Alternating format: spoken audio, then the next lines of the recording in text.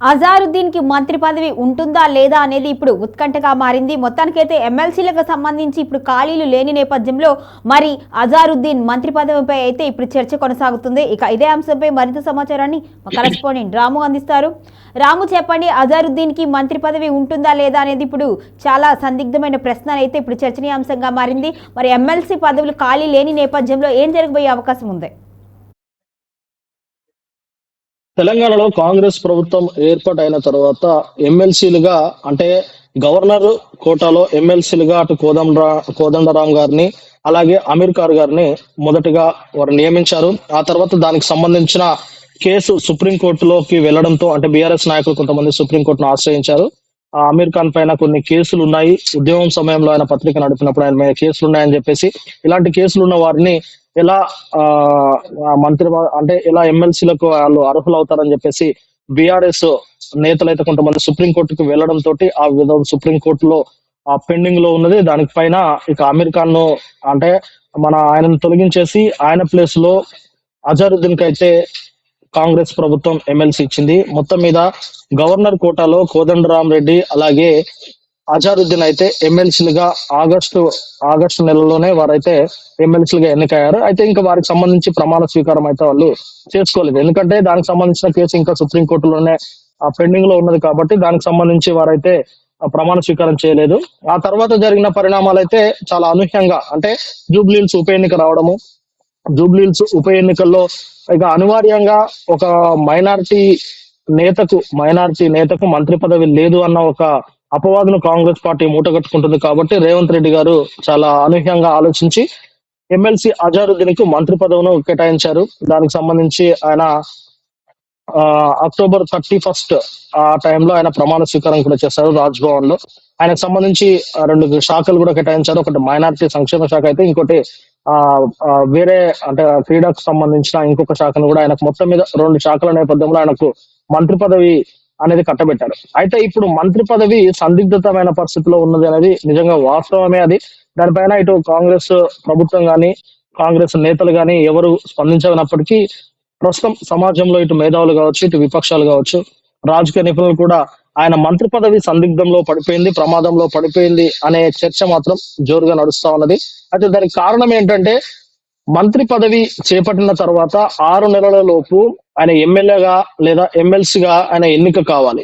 కానీ ఇప్పుడు ప్రస్తుతం ఎమ్మెల్సీగా అజారుద్దీన్ చెబుతున్నప్పటికీ ఆయన ఎమ్మెల్సీగా ప్రమాణ స్వీకారం చేయలేదు. కాబట్టి ఆయన అనధికారికంగా ఆయన ఎమ్మెల్సీ, అధికారికంగా ఆయన ఎమ్మెల్సీ కాదు, కేవలం అనధికారికంగా మాత్రమే ఆయన ఎమ్మెల్సీ. కాబట్టి ఆయన మంత్రి పదవి ఉంటుందా ఉండదా అనే దానిపైన నిజంగా సందిగ్ధతనే ఏర్పడింది.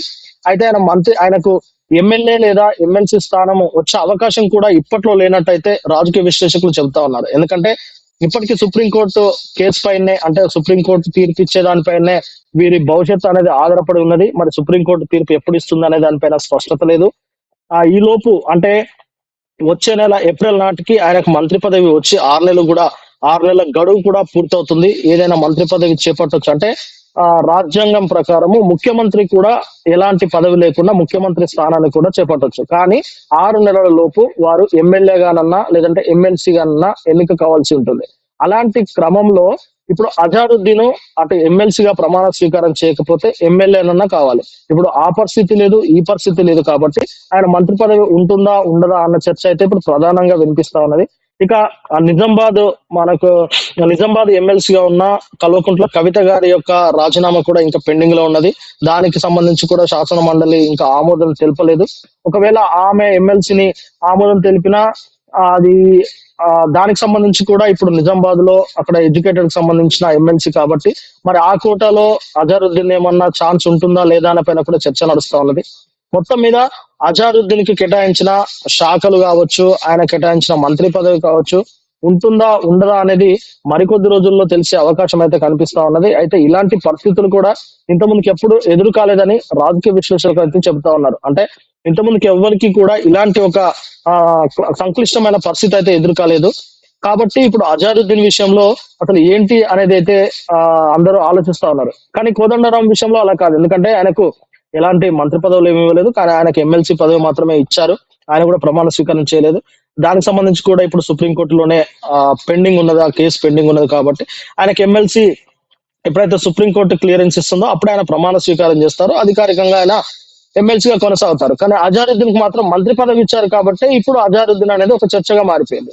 మరి ఇలాంటి సమయంలో ఒకవేళ ఆయన మంత్రి పదవి అంటే మంత్రి పదవి కనుక ఆయనకు వెళ్ళిపోతే, వెనక్కి వెళ్తే మాత్రం ఇది నిజంగా కాంగ్రెస్ పార్టీ అలాగే రేవంత్ రెడ్డి సర్కార్ అయితే ఒక అప్రతిష్టను మూటగట్టుకున్న వారే అవుతారు. మరి దీనికి ఏదైనా ఆల్టర్నేట్ ఆలోచిస్తున్నారా లేదా అనేది వేచి చూడాలి. ఎందుకంటే ఒకటి ఒకటెనక ఒకటి సమస్యలు అనేది వస్తూనే ఉన్నాయి. మొన్నటి వరకు ఉప ఎన్నికల సమస్య, గ్రామ పంచాయతీల సమస్య ఉండే, ఆ తర్వాత ఫిరాయింపుల సమస్య ఉండే. ఆ ఫిరాయింపుల సమస్యను కూడా ఏదో రకంగా కొన్ని టెక్నికల్ లూప్స్ ను ఉపయోగించుకొని కాస్త బయటపడే అవకాశం అయితే వారు తీసుకున్నారు. దానిపైన ఇప్పుడు అటు పార్టీలు, అటు బీఆర్ఎస్ పార్టీ, ఇటు కాంగ్రెస్ పార్టీ ఇద్దరైతే దానిపైనే వాదోపవాదాలు చేసుకుంటా ఉన్నారు. మొత్తం మీద ఒక గండాన్ని అయితే గట్టెక్కించిందని చెప్పవచ్చు, ఫిరాయింపులకు సంబంధించిన గండం.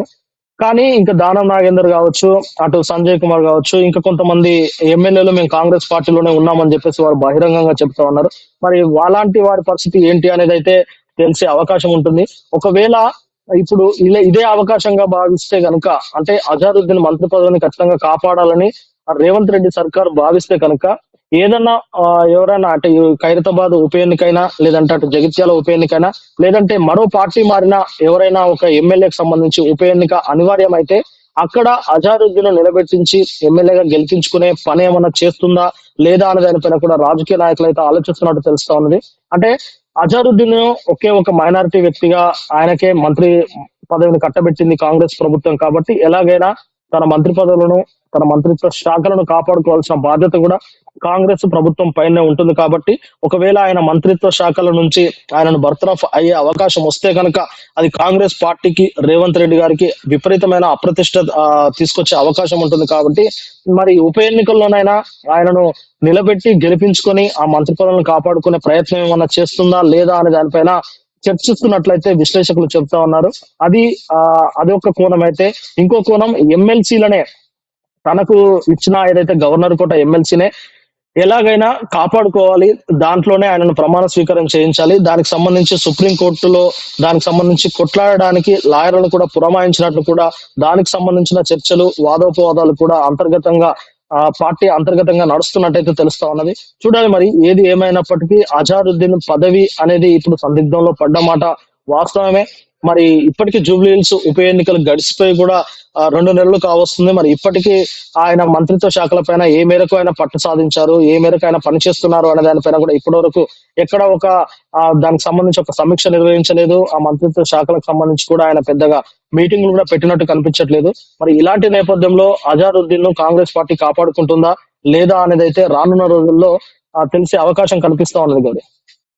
Okay right, thank you Ram.